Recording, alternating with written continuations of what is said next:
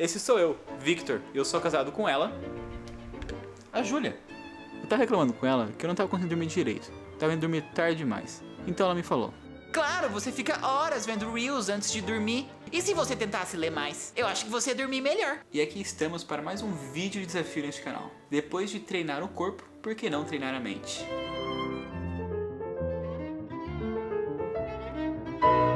Em uma bela noite, eu estava scrollando feed no meu Instagram, vendo Reels, deixando meu cérebro lisinho que nem peito de frango, e uma sessão incrível de brain rot. Até que então, eu me deparo com o seguinte meme: por favor, voltem a ler. Voltem. Se um livro for difícil, comprem gibis. Mas voltem a ler e exercitem o pensamento crítico, a ponderação, a interpretação. Tá todo mundo emburrecendo coletivamente. Me senti atacado. A minha fraqueza, ao humor sem sentido. Ainda mais após o trabalho, depois que eu usei todos os neurônios do meu cérebro. Ele clama por um alívio cômico. Ele clama em não pensar. Mas isso nunca foi por querer. Foi quase que um condicionamento que eu criei por trabalhar tanto e precisar de uma recompensa depois do expediente. Porém, eu nunca entendi a ideia do emburrecimento coletivo. Engraçadão ser burro. Maneiro, super descolado essa ideia aí de você ser meio que alheio a tudo que acontece ao seu redor. Nunca entendi. Mano, eu quero ser cada vez mais espertão, mais inteligente. Mas você faz o que quiser. Para de se cobrar. Você merece um descanso. Descanso de quê? Afinal, eu não conseguia sentir mais nada se o estímulo não fosse autossuficiente. Precisava dar um jeito nisso.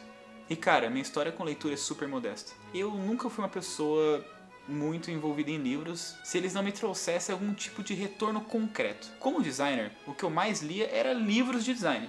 Por quê?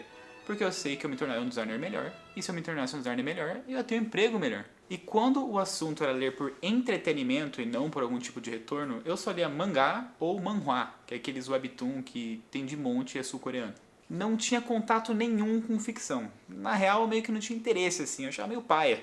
Porém, eu sempre fui apaixonado por filosofia e por ensaios. E até que um dia eu assisti um vídeo incrível no YouTube de um canal chamado Horses, e o nome desse vídeo era A Longa e Violenta Guerra contra Sua Alma. E nesse vídeo o youtuber comenta sobre um livro de um autor chamado Ralph Waldo Emerson, escritor do livro Self-Reliance, em português se chama Autoconfiança. Eu sei, que título de coach. Mas foi assim que eu voltei a ler. E a filosofia como ensaio foi migrando para a filosofia como ficção. Conheci diferentes autores como Osamu Dazai, o autor de No Longer Human, e também o escritor de até hoje meu livro preferido, O Estrangeiro, Albert Camus. Eu sei, não é assim pronunciar o nome dele, mas para mim ele sempre vai ser Camus. Ambos criam uma ficção que envolve uma narrativa filosófica, uma narrativa existencial, e isso para mim sempre me prendeu muito, e foi disso que eu comecei a ter interesse novamente para a literatura. Mas isso durou muito pouco. Eu li 2, 3 livros ali, mais ou menos com essa ideia. Só que o fato de você trabalhar 8 horas por dia, parece que você constrói essa ideia de que, cara, trabalhei 8 horas, tô cansadão, ainda mais na frente do computador, usei o cérebro, li coisas, pensei em coisas. Parece que você terminar o dia e pegar um livro pra fazer alguma coisa, você vai usar mais o cérebro. Aí a conta não bate, aí você fala, não dá. Preciso aliviar a tensão, preciso, corroer a mente. Então, eu acabei não pegando mais livro nenhum. Mas aqui estamos nós, pronto para mais um desafio. Bora enrugar esse cérebro, rapaziada. E é claro que, assim como no vídeo anterior, a gente vai deixar esse desafio mais complicado adicionando mais desafios, né? Primeiro, eu preciso ler no mínimo 1 hora por dia, todos os dias durante esses 30 dias. Segundo, eu preciso diminuir o tempo de tela pela metade. Terceiro, eu não posso ler o mesmo autor. Quarto, eu preciso experimentar tanto no Kindle quanto no físico. Quinto, não posso ler mangás, graphic novels, HQs ou gibis. E por último, eu preciso escrever um mini review quando eu acabar cada livro, porque eu quero trazer aqui pra vocês.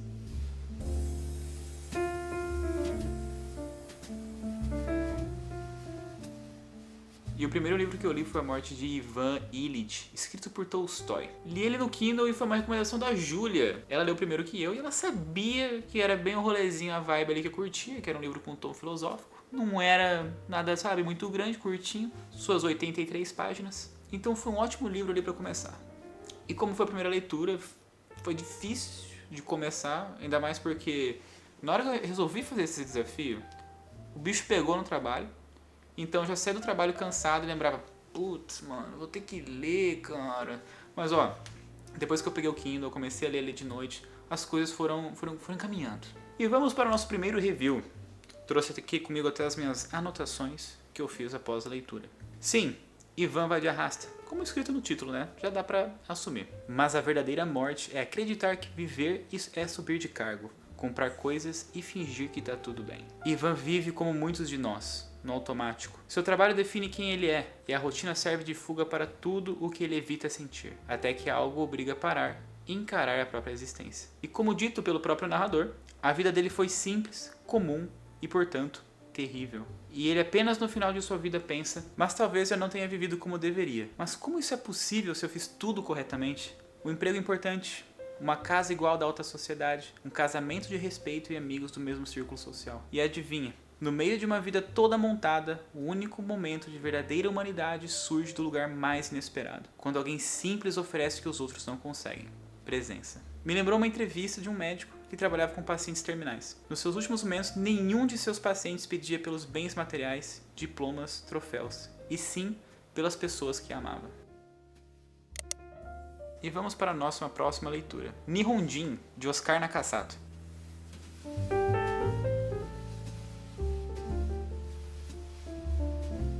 E mais uma vez, Júlia trazendo aí uma boa recomendação.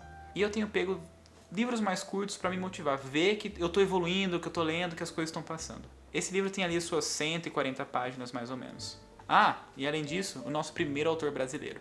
Ler um livro sobre imigração sendo imigrante soa poético. Uma história que, além de seu protagonista, era de certa forma sobre todos que já se sentiram deslocados, julgados ou presos a um ideal que não se encaixava mais no mundo. Levei comigo o sentimento do protagonista, o modo de se perder nessa nova terra, a tentativa desesperada de se agarrar ao que sobrou da própria identidade. Gente, o tanto que eu e a Júlia já comentamos aqui nesse canal, que desde que a gente saiu do Brasil, a gente se sente cada vez mais brasileiro. Em uma passagem do livro, o autor cita: Hideo se sentia cada vez mais estrangeiro, não apenas no Brasil, mas dentro da própria casa.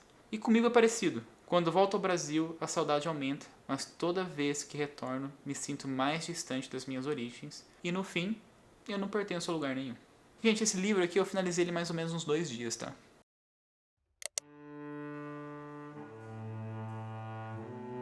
Já no terceiro livro, eu engatei legal. Já me acostumei com a ideia de ler 1 hora por dia. E além disso, não esperava conseguir ler tanto em apenas 1 hora. Ah, e fica aqui uma dica. Leva o seu livro com você em todo lugar. Sabe onde eu passava mais tempo no celular? No banheiro, moleque. Aí eu falei, pô, e se eu trocasse uma coisinha ali pela outra ali? Em vez de pegar meu celular, ficar vendo Reels ali, eu fico lendo. Bom, acabei o livro ali rapidinho. After Dark, de Haruki Murakami, conhecido também como Após o Anoitecer, foi a minha primeira leitura e meu primeiro contato com o autor, que é um dos preferidos da Júlia. Eu já tenho até uma coleçãozinha ali. Nunca li um livro tão rápido. Foi minha primeira experiência lendo alguma coisa que parecia cinematográfica. Tudo se passa em apenas uma noite. E a ambientação do livro é surreal. Toco pela madrugada, diners, hotéis, lojas de conveniência, parecia um episódio de Twin Peaks. A ideia é simples. O que acontece enquanto todo mundo dorme? Não apenas no sentido literal, mas também no emocional. Sozinho, remoendo traumas do passado. O que cada um esconde. E como uma passagem no livro diz, as coisas importantes nunca são vistas diretamente. Elas ficam à margem, esperando que a gente repare. Tudo se passa nas entrelinhas, nos pequenos gestos ou na falta deles. Ah, e eu queria mandar um salve aqui pro Takahashi, que até então foi um dos melhores personagens que eu li nos livros, tá? Eu sei que não li muita coisa, mas só queria deixar isso aqui. Ah, gente, o livro tem 200 páginas, só que é o seguinte. Esse é o tamanho da página, tá? E eu li isso aqui em 2 dias, basicamente ali no mesmo dia que eu terminei o Nihonjin e já engatei nisso daqui. Ah, galera, só pra falar aqui pra vocês que a maioria dos livros que eu li, grande maioria mesmo, foi em inglês. E eu fui marcando no aplicativo quantas páginas eu lia diariamente pra eu ter quase como um calendário, assim. E no final eu vou mostrar pra vocês como é que ficou. Ah, e outra coisa, não só marquei as páginas nesse aplicativo, como no próprio livro, ó, tá cheio de adesivo. E esse aqui, O Mito de Sísifo, era um dos livros que eu estava mais ansioso para ler. Depois de ter lido O Estrangeiro dele, né, de Albert Camus, que até hoje é o meu livro preferido, eu queria saber mais do que esse autor tinha a oferecer. E como eu disse no início do vídeo, eu sou apaixonado por filosofia. Já li alguns livros e ensaios antes sobre existencialismo, niilismo, e ler sobre filosofia me fez entender quem eu sou, como a nossa mente funciona, as coisas que a gente pensa e que tá tudo bem ser esquisito e ter esse tipo de pensamento. E como todo bom livro de filosofia, eu tive que marcar muita coisa porque tem coisa que eu não entendia e tinha que procurar. E o mito de Sísifo traz a ideia do absurdismo, aquilo que é um absurdo. O conflito do ser humano em buscar sentido e propósito em um universo sem sentido e irracional. Gente, quando eu era adolescente, eu me deparei com o niilismo. Eu acho que muito adolescente, meio dark, gótico, se depara com umas coisas toscas dessas assim e fica se sentindo rebelde, né? Eu era esses moleque chato, emo, que tinha essas ideias bobas aí de ficar assim, mano, nada faz sentido. Mas o mais interessante nessa leitura foi ver quase que um outro lado do que não faz sentido. Quase que trazer pô, não faz sentido, do que, pô, nada faz sentido. Ainda mais depois de adulto, quando o mundano te faz te questionar. Porra, mano, a minha vida é só isso? E como Camus diz, chega, entretanto, um dia em que o homem realiza que tem 30 anos. Afirma sim a sua juventude, mas ao mesmo tempo situa-se em relação ao tempo. Ocupa nele o seu lugar. Quando alguém diz tenho 30 anos, ele reconhece que é adulto, mas também que parte da vida já passou, reconhecendo assim o absurdo.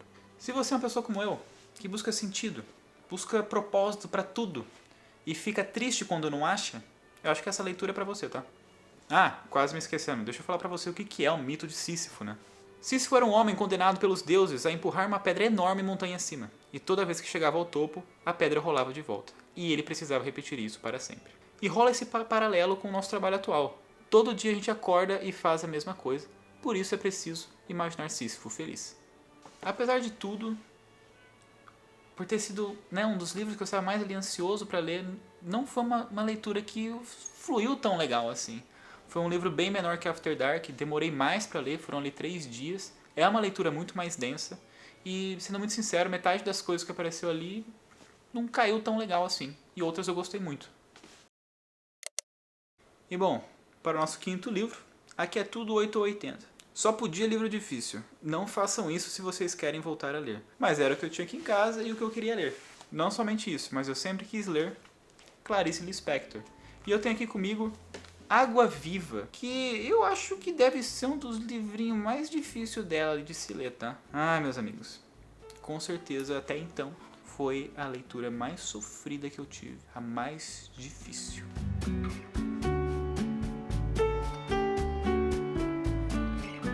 Na real, eu sofri para escrever sobre. Fiquei tentando encontrar palavras para descrever o que acontecia aqui. Parece poesia, parece um diário, parece quase que um monólogo do seu subconsciente, cheio de pensamentos intrusivos. E a minha maior dificuldade? A busca por sentido. A falta de linearidade não me incomodava tanto, mas as ideias abstratas sim. Achei que ia odiar o livro. Até que então a Júlia chegou e me explicou o que era fluxo de consciência. Um jeito de escrever que imita os pensamentos, sem filtro, do jeito que eles realmente acontecem. Vou deixar um Reels aqui pra vocês entenderem melhor, que eu acho que tem gente que só sabe explicar melhor do que eu. Vou te explicar o que é fluxo de consciência como se nós fôssemos crianças de 5 anos e aí a gente vai ler Clarice Lispector melhor. Vamos pensar em comida. Você tá numa festa e aí você vê um brigadeiro. E aí você já vai lá pra comer. Só que quando você chega na mesa de docinhos, tem lá um pé de moleque, um beijinho. Aí fica difícil, você quer todos, não é mesmo? Agora pega os 3 docinhos. Fluxo de consciência é um termo da psicologia e da literatura para descrever o processo contínuo e desconexo do pensamento. Em que ordem você vai comer os docinhos? Não tem uma regra. Esse é o fluxo do pensamento. Primeiro os docinhos, depois um bolinho, depois uma coquinha zero, depois uma aguinha, né, para dar uma assentada na situação, e assim vai. Mesma coisa na escrita da Clarice. Ela vai de uma ideia para outra, da outra para outra, e assim sucessivamente. Não tem uma linearidade no assunto necessariamente. Às vezes tem. Então eu parei de buscar sentido, quase como se cada parágrafo fosse algo separado de um todo, e tá tudo bem ser assim. Cada parágrafo era o agora, um ataque direto à minha personalidade que busca sentido. Como ela mesma diz, não quero ter a terrível limitação de quem vive apenas do que é possível de fazer sentido. Camus e Clarice poderiam dar as mãos agora. Abrir o livro em qualquer página já fez valer a pena. Foi um livro que eu fiz inúmeras marcações, ficou repleto de adesivos, e é um livro curtinho, de apenas 88 páginas, só que, gente, eu demorei 3 dias para ler. Eu lia e relia a mesma página. Eu precisava muito digerir.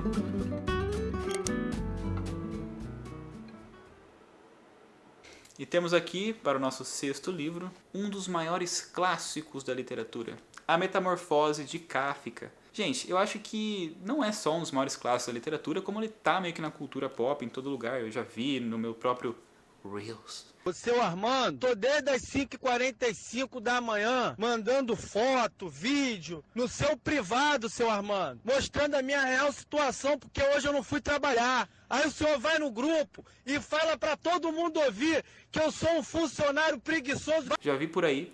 E eu meio que sei o que é a história, né? É um humano que virou um besourão, sabe? Por que ele virou um besourão? Eu não sei, mas eu sei que essa é a história. E mais uma vez, né, nessa série nossa aí de livros, eu fui bombardeado por pensamentos existenciais, crises existenciais. Eu acho que esse mês meu cérebro pensou mais do que em toda a sua vida.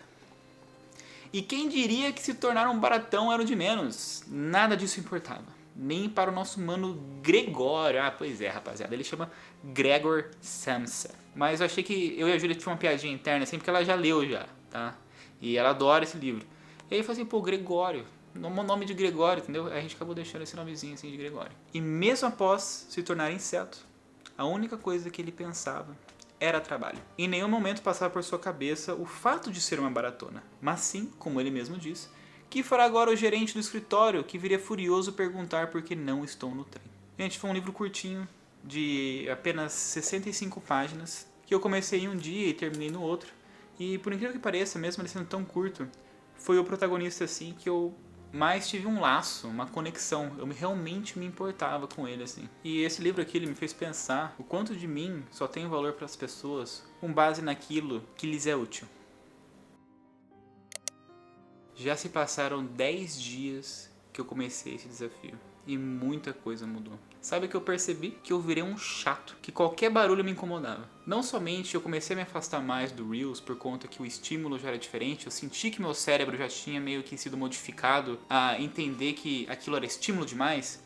Até assistir TV se tornou quase que meio que insuportável, assim. O barulho quebrava a minha vibe ali com a leitura. Quando rolava algum estímulo, ele parecia muito mais intenso do que era antes. Consegui trocar mais de 1 hora por dia vendo Reels, derretendo o meu cérebro por leitura. Eu arrastava o livro comigo pra tudo quanto é lugar. Cama, escritório, metrô, banheiro, mas sei lá, o tempo parecia passar mais devagar. Ah, e só pra mostrar pra vocês como que eu fiz as minhas anotações. É um garrancho, nem eu entendi direito o que eu escrevi, depois eu redigi pro computador, mas é isso, é uma página. Eu escrevi uma página só do livro, só pra pegar uns negocinhos da hora assim, falei, pô, caralho, que sacada, hein, pai. Ou alguma coisinha que eu achei interessante do jeito que a pessoa escreveu o livro. Então esse aqui é meio caderno de leitura. E bora pro nosso próximo livro, nosso 7º, Annihilation, ou também conhecido como Aniquilação, de Jeff Vandermeer. Como um bom amante da ficção científica, é claro que tinha que ter um livrinho de sci-fi. Se você gosta de Interstellar, Arrival, Perdido em Marte, esse livro aqui é incrível também. E fica aqui um fato curioso, eu já assisti o filme desse livro aqui. Tem uma adaptação desse livro para filme já, com a Natalie Portman. Eu adoro, amo a trilha sonora. Eu falei, mano, vou ler ele. Um livro sem nomes, apenas profissões. Como no caso da nossa protagonista, a bióloga. 2 coisas me chamaram muita atenção nesse livro. Como o autor descreve o mundo, o ar grotesco, quase como se a natureza se fundisse com o DNA humano. Como caralho se pensou nessas coisas? Extremamente surreal, você fica ansioso, um sentimento de que algo vai acontecer a qualquer momento. E 2, o tom introspectivo, um personagem tão real e humano, nada de heróis, só alguém apaixonado pela natureza que busca pelo desconhecido e por sua identidade. Em um momento ela mesma diz, cheguei a compreender que o desconhecido não precisa de respostas, mas de aceitação. Esse livro aqui ele é maior que o After Dark, que tem 200 páginas, tá? Eu demorei ali quase 4 dias, mais ou menos, pra ler isso daqui.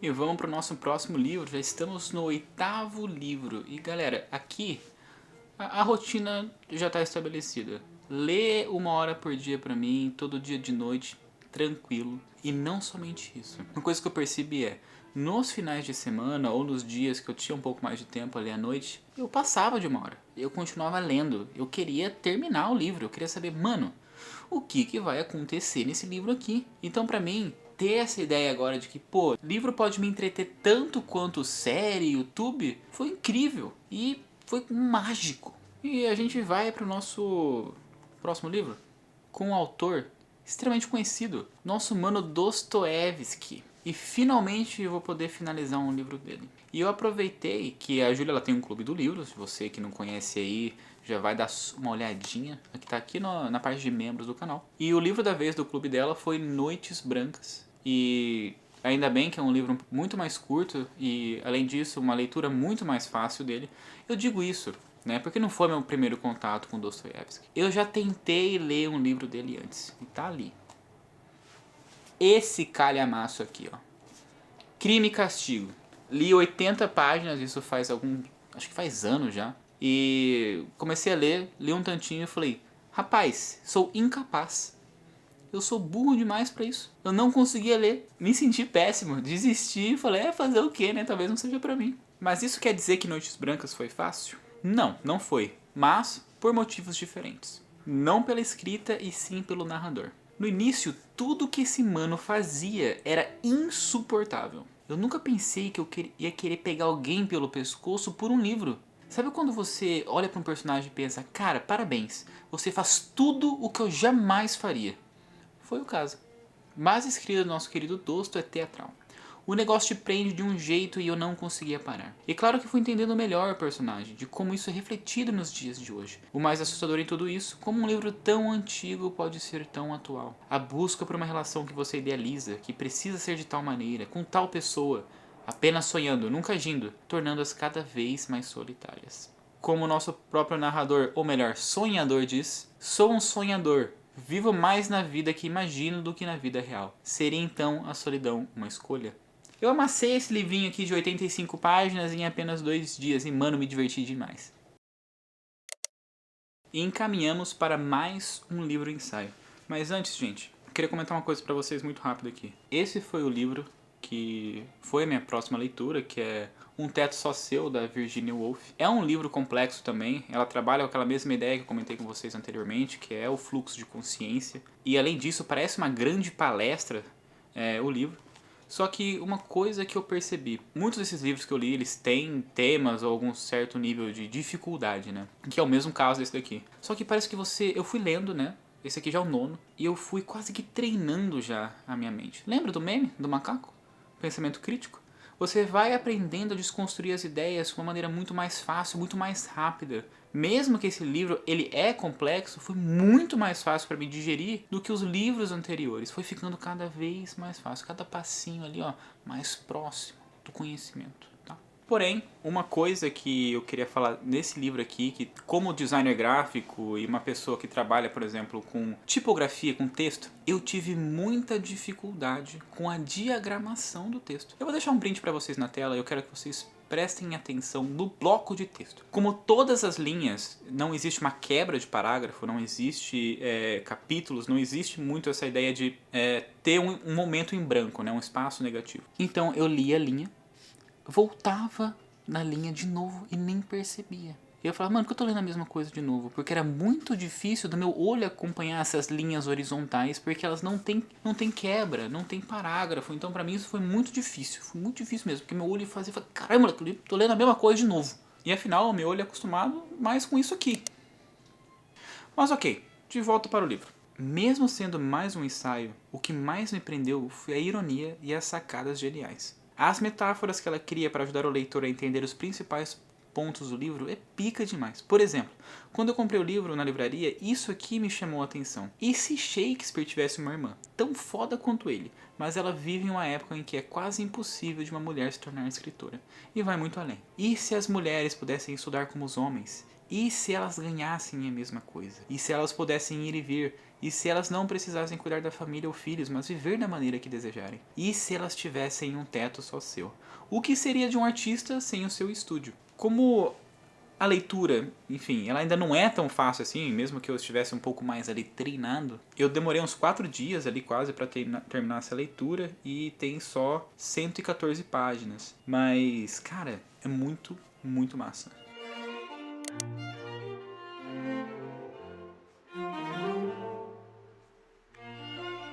Agora, o clima deu uma pesada.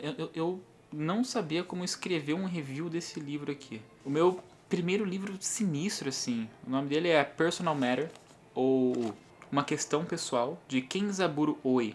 Rapaz, isso aqui foi de longe uma das coisas mais perturbadoras que eu já li. Tá certo que eu não li muita coisa. Um livro bem difícil de ler, mas dessa vez pelos temas. Responsabilidade, medo e a capacidade humana de fugir ou enfrentar a realidade. A história de um humano que você fica puto com ele basicamente o livro todo. Você realmente questiona a ruindade de todo mundo. É brutal, cru e te dá muita raiva. É também uma crítica ao Japão antigo. A história é de certa maneira comparável à vida do autor, do nosso querido Kenzaburo Oi. Fica aqui a recomendação para vocês dar um Google na história dele e do seu filho. Ambos tiveram que lidar com o nascimento de um filho com uma grave malformação. O próprio narrador da história questiona suas escolhas diante de tudo. Até onde vai a minha responsabilidade do absurdo? A incapacidade de ser adulto. Oi nos deixa diante de uma pergunta impossível. O que fazemos quando a vida nos pede mais do que acreditamos ser capazes de dar? Como o nosso querido protagonista Bird diz, amadurecer não é assumir responsabilidades, é aprender a carregar o peso insuportável da existência e ainda assim continuar caminhando. Foram quase 4 dias ali para finalizar esse livro, com mais ou menos 165 páginas. Eu demorei um pouquinho também porque, cara, eu lia e eu me sentia cansado, sabe? Eu lia a página, os bagulho acontecia assim, falei, mano, cansei, vou dar um time assim. Ele drenava um pouco assim a minha energia, sabe? Pela vibe, pela pegada ali. Mas, porra, super bem escrito, né? Querendo ou não, queria saber o que ia acontecer a cada página que eu passava. Gente, eu não sei o que acontece comigo, que enquanto eu procurava os livros, né, pra ler, eu só tive, na verdade, eu só tenho interesse por livro difícil ou pesado. E também, não sei o que rolou aqui, que foram 2 livros seguidos sobre ter filho. E pra piorar, motivos pra você não ter filho. The Fifth Child, ou A Quinta Criança, de Doris Lessing. É mais um livro estilo horror no cotidiano. Pique o Bebê, de Rosemary, que faz você se perguntar, será sobrenatural? Será a pira da mãe? Será a criança uma baita de uma pentelha? Tudo parece ter um duplo sentido. O livro inteiro eu fiquei ansioso, e tudo em cenas ordinárias. Que você consegue se colocar no lugar ou imaginar alguma mãe na mesma situação. O sonho de uma família ideal, mas e se isso não acontecer? Até onde vai o amor de uma mãe? Existe limite para a aceitação? Tecnicamente, esse foi meu primeiro livro de terror, mas é tudo muito sutil. E livro, ele tem a mesma sacadinha que muita série tem por aí. Que ele te deixa naquele momento que você precisa saber o que vai acontecer. Sabe quando acaba o episódio, tipo Game of Thrones, acaba o episódio e você fala assim, mano, eu preciso urgentemente assistir o próximo episódio porque aconteceu uma maluquice aqui, mas você não me entregou o que aconteceu. E ela, essa mulher aqui, a Doris, ela faz exatamente isso com esse livro.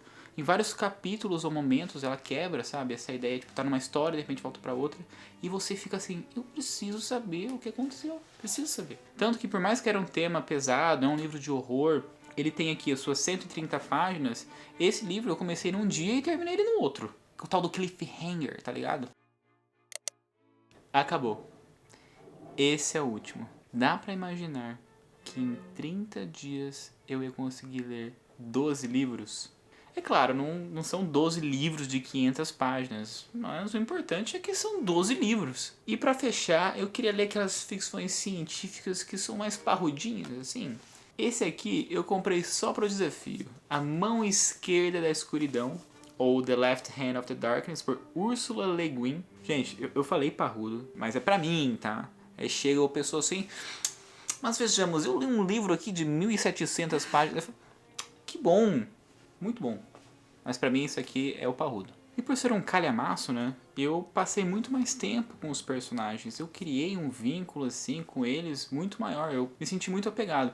Não que você não vai se sentir assim com livros menores, né, que foi o caso ali do Metamorfose. Mas aqui a gente presencia muito mais, né. E 340 páginas, que é o tanto de página que tem nesse livro aqui, acompanhando os protagonistas, fez com que eles virassem meus brothers ali, entendeu? Bora conhecer as feras? Genliai! O protagonista é um emissário da Terra que precisa chamar a galera de Getten, um planeta que é pura friaca para fazer parte da coalizão de planetas, tipo uma aliança.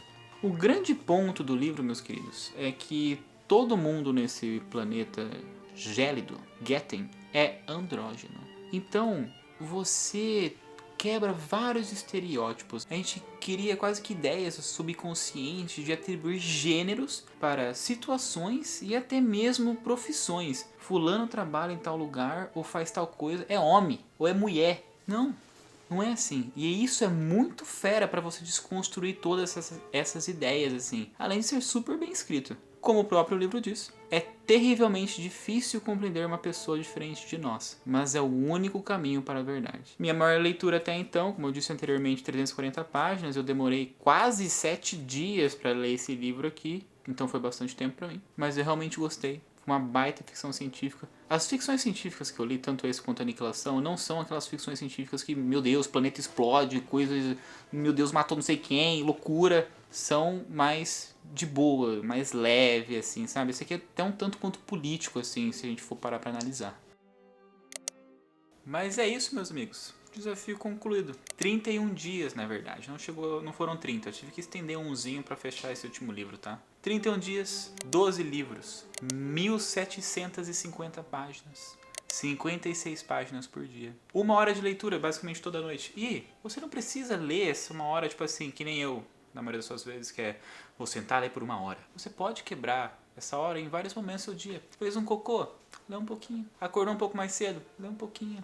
Vou nanar? Lê um pouquinho. Quando você for ver, você lê um monte. Moleque, eu me surpreendi o quanto que eu consegui fazer em 1 hora por dia. 1 hora por dia, tá certo. Em alguns finais de semana, eu li um pouquinho mais. Fui além, dar 1 hora ali, porque eu tava empolgadão. Mas eu sei que você consegue ler mais de 1 horinha no final de semana também, tá? Então, olha isso. 12 livros, 1 horinha por dia. E em 1 hora eu vejo o quê? 60 Reels ali de 1 minuto? E eu lembro de alguma coisa? Não lembro de nenhum. O único Reels que eu lembro é daquele macaco, falando que eu sou burrão. E por isso que eu vim gravar esse vídeo pra vocês. E agora na leitura, ainda mais depois que eu peguei aqueles 10 minutinhos só pra eu escrever aquele review ali que eu mostrei pra vocês, eu lembro de quase tudo do livro. Tanto que eu tava revendo aqui o roteiro com vocês, falei, caralho, esse livro foi muito foda. Além disso, o fato de eu ter colado alguns adesivos, eu também grifei muitas coisas no meu livro, não tenho apego nenhum por eles, me fez marcar as coisas assim de um jeito que não sai mais. E agora eu posso dar uma despertão com os meus amigos e jogar na cara deles o quão inteligente eu sou. Nossa, amor, eu não aguento mais trabalhar na frente da tela. Júlia, como Albert Camus já dizia, é preciso imaginar Sísifo feliz. Mas como prometido, deixa eu mostrar aqui pra vocês o app que eu usei pra marcar ali as minhas leituras diárias. Gente, eu usei esse app que chama Fable. A busca dele não é boa. Ainda mais se você for procurar as coisas em português. Porém, para eu registrar e deixar bonitinho, igual o outro vídeo que tinha o Strava, eu acho que esse aqui tem a melhor interface de todos assim que a gente tem hoje em dia. E eu consegui diminuir meu tempo de tela pela metade? Moleque, é lógico que sim. Você acha que eu ia ter gravado esse vídeo se eu não tivesse conseguido? Dá uma olhadinha aqui, ó. A gente começou com 2 horas no celular por dia. Gente, isso que eu nem uso muito o celular, tá? O cara que já... Eu só usava o celular para ver Reels de noite. Esse era todo o propósito do meu celular. A gente começou por 2 horas por dia. Para essa nossa última semana, a gente fechar em incríveis 41 minutos. Tá, mas agora falando um pouco mais sério aqui pra vocês. Como eu disse anteriormente, ler mais me ajudou, querendo ou não, a diminuir o tempo de tela e poder estar mais em contato com a literatura. Me ajudou a entender mais também que quase a reconfigurar o meu cérebro, na verdade, a como eu me deparo com os estímulos, que uma coisa que antes pra mim era super normal, ver, né, Reels atrás de Reels, pra mim ficou uma coisa de autoestímulo e já não fazia mais sentido pra mim. Porém, tem alguns outros pontos que eu percebi. O primeiro, um dos mais importantes, né, é a questão da atenção. Eu consegui sentar e ler por uma boa quantidade de tempo sem ficar inquieto, hiperativo e fazer alguma outra coisa. E também a paciência, porque quando a gente vê, né, os vídeos curtos, uma coisa que eu faço muito é, se nos 2, 3 primeiros segundos o vídeo não me chama a atenção, eu passo pro próximo e beleza, a vida que segue ali. No livro, não tem como você fazer isso. O livro demanda tempo, demanda paciência. O livro, ele nem sempre está num ritmo alto. Às vezes o livro cai, né, nesse ritmo e depois ele volta. E se eu quiser saber o final, eu vou ter que passar por todos esses períodos. E não somente isso, uma outra coisa também é que tá tudo bem. As coisas descerem, subirem, porque nem tudo foi escrito para você. Ou melhor, para você gostar. A paciência, ela fala muito sobre isso. A gente acredita que tudo é feito pra gente, mas na verdade não é isso não. Uma das melhores partes de desenvolver esse pensamento crítico é você aprender a aceitar o que você não conhece e que não precisa fazer sentido pra você, mas você entender a visão da pessoa ali, sacou? Mas vamos falar aqui agora os outros aprendizados. O que eu gostei, o que eu não gostei e como foi, né?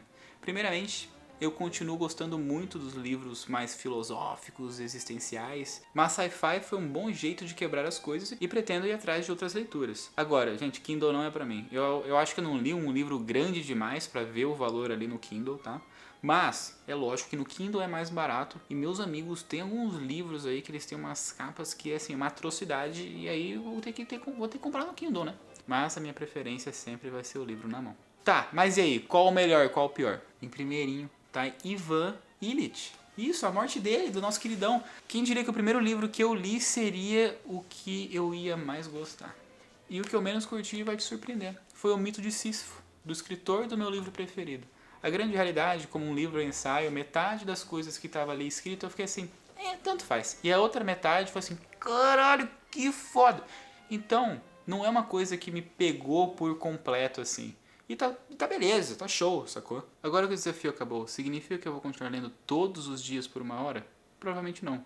Vai ser muito parecido com o vídeo de corrida que eu fiz. Eu corria todos os dias, mas agora eu corro 3 a 4 vezes por semana.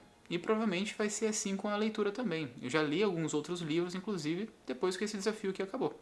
Mas não no mesmo ritmo. Eu espero que vocês tenham gostado de mais um desafio. Se vocês gostaram, não esqueçam de curtir e se inscrever no canal. E se você, meu caro amigo, leitor, gosta de ler livros, dá uma conferida no Clube do Livro da Júlia, tá? Porque eu também faço parte e tô lendo lá todo mês. E bom, espero ver vocês no próximo vídeo.